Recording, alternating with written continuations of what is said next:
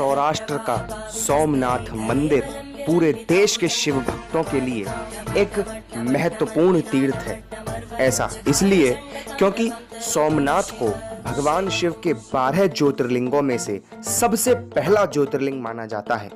लेकिन इसके साथ ही सोमनाथ एक ऐसी जगह भी है जहां नटराज और नटवर का मिलन है।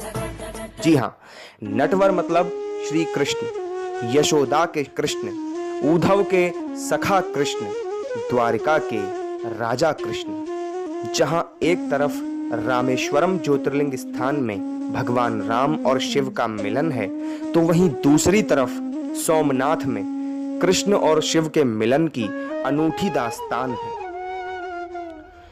ज्योतिर्लिंग मंदिर से 7 किलोमीटर दूरी पर जगह है भालका तीर्थ। मान्यता के अनुसार यही वो जगह है जहां से भगवान कृष्ण सांसारिक शरीर का त्याग कर वापस अपने गोलोक धाम चले गए थे।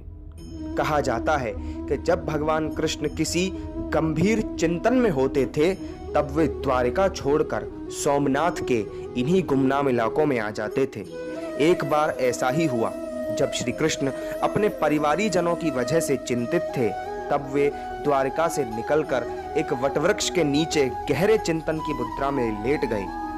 महाभारत के युद्ध के बाद श्री कृष्ण कौरवों की माता गांधारी से मिलने गए थे। युद्ध में अपने 100 के 100 पुत्रों को गंवा चुकी गांधारी ने विलाप करते हुए गुस्से में भगवान कृष्ण को उनके पूरे यदुवंश का नाश हो जाने का श्राप दे दिया। यदि तुम चाहते तो इस युद्ध को रोक सकते थे।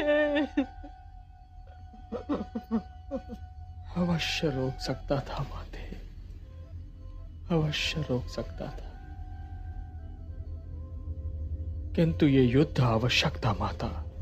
हे यदुनंदन, सुनो, मैं शिव भक्तनी गांधारी आज तुम्हें यह शाप देती हूं कि मेरे परिवार की भांति यदुवंश का भी विनाश हो जाए। श्रीमद् भागवत महापुराण के मुताबिक एक बार यदुवंशियों ने द्वारिका में पधारे हुए ऋषि मुनियों का अपमान किया, जिसके कारण उन साधुओं ने भी यदुकुल के विनाश का श्राप दिया, जिसके नतीजतन महाभारत के युद्ध के 36 साल बाद सभी यदुवंशी समुद्र के नजदीक इकट्ठे हुए और मद में चूर होकर आपस में ही लड़ने लगे। ऋषि मुनियों का अपमान ही इसकी सबसे बड़ी वजह थी कि भगवान कृष्ण ने अपने सगे संबंधियों तक को इस विनाश से नहीं बचाया।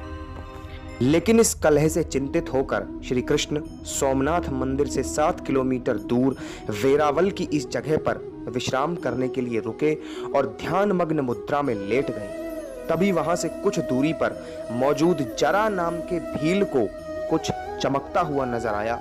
उसे लगा कि ये किसी हिरण की आंख है और उसने तीर चला दिया, जो सीधा श्री कृष्ण के पैर में जा लगा। जब जरा करीब पहुंचा तो वो ये देखकर रोने लगा कि उसके बाण से और कोई नहीं बल्कि खुद भगवान श्री कृष्ण घायल हुए थे। जिसे उसने हिरण की आंख समझा था, वो श्री कृष्ण के बाएं पैर का पदम था जो कि चमक रहा था। जरा भील को समझाते हुए कृष्ण ने कहा कि तुम क्यों व्यर्थी विलाप कर रहे हो, ये तो नियति है। तुम पिछले जन्म में किष्किंधा के राजा